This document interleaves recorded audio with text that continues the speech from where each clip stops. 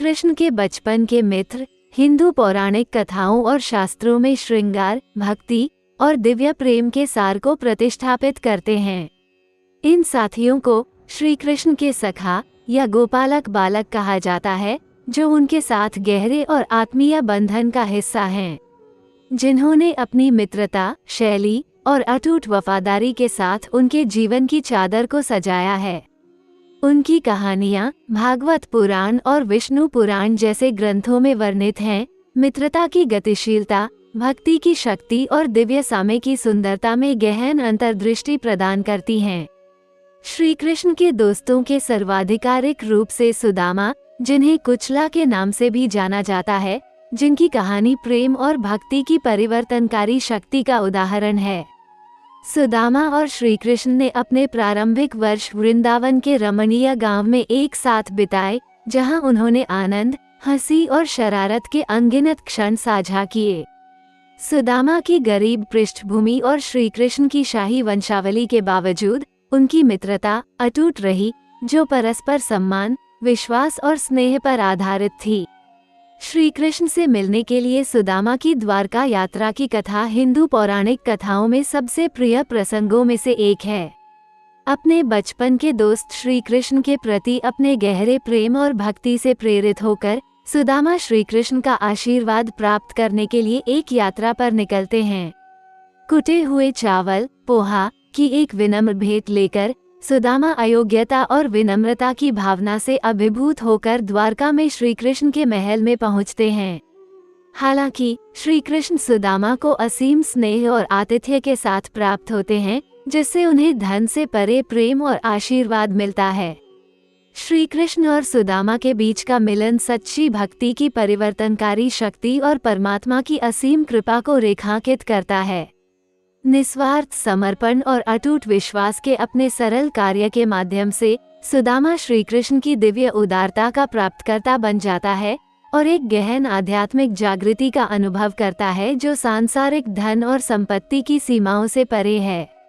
श्री कृष्ण के बचपन के दोस्तों में एक और प्रिय व्यक्ति मधुमंगला हैं, जो अपनी चंचल हरकतों और अदम्य ऊर्जा के लिए प्रसिद्ध हैं। मधुमंगला की जोरदार हंसी और शरारती व्यवहार वृंदावन में श्री कृष्ण के ग्रामीण कारनामों में खुशी और हंसी का संचार करते हैं। उनकी सहज और लापरवाह भावना श्री कृष्ण के सुखद बचपन में सहजता और मस्ती की भावना जोड़ती है, जिससे भाईचारा और दोस्ती की यादें ताज़ा हो जाती हैं। मधुमंगला की खिलखिलाहट और आनंददायक विद्यमानता श्री कृष्ण और उनके साथियों के लिए मनोरंजन और हर्ष का स्रोत के रूप में कार्य करती हैं। जीवन के प्रति उनका असीम उत्साह और उत्साह ईश्वरीय लीला की भावना का प्रतीक है, जो सृष्टि के सभी असंख्य रूपों में सुंदरता और अस्वाभाविकता का जश्न मनाता है। सुदामा और मधुमंगल के अलावा श्री कृष्ण के बचपन के दोस्तों में विभिन्न प्रकार के गोप और गोपियां शामिल हैं, जो वृंदावन के ग्रामीण परिदृश्य और गोपालन के ग्रामीण आकर्षण के प्रति उनके प्रेम को साझा करते हैं। श्री कृष्ण के साथ उनका रिश्ता गाय चराने, संगीत बजाने, नृत्य करने और वृंदावन के हरे भरे उपवनों और घास के मैदानों के बीच चंचल लीलाओं में संलग्न होने के साझा अनुभवों से पहचाना जाता है। गोप और गोपियां दिव्य प्रेम और भक्ति का सार प्रस्तुत करते हैं, खुद को पूरी तरह से श्री कृष्ण की आकर्षक उपस्थिति और दिव्य कृपा के प्रति समर्पित कर देते हैं। उनकी परम भक्ति बांसुरी की मधुर तान, ढोल की लयबद्ध थाप और वृंदावन के पवित्र परिदृश्य में गूंजने वाले दिव्य मिलन के आनंदमय नृत्य में अभिव्यक्ति पाती है। श्री कृष्ण के घनिष्ठ साथियों में उनके प्रिय भाई बलराम भी हैं, जिनका बचपन से लेकर किशोरावस्था तक उनके साथ गहरा और स्थायी बंधन है। बलराम का अटूट समर्थन, मार्गदर्शन और साथ श्री कृष्ण के लिए शक्ति और ज्ञान के स्तंभ के रूप में काम करते हैं, खासकर उनके जीवन और दिव्य उद्देश्य के महत्वपूर्ण क्षणों के दौरान।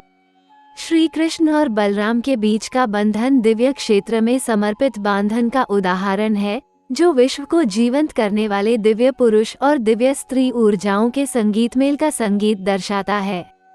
उनका भाईचारा वाला स्नेह और आपसी सम्मान एकता, सद्भाव और आपसी सहयोग के शाश्वत सिद्धांतों का प्रतीक है, जो भक्तों और साधकों को आध्यात्मिक प्राप्ति और दिव्य सामे की तलाश में विनम्रता, निस्वार्थता और अटूट भक्ति के गुणों को विकसित करने के लिए प्रेरित करता है।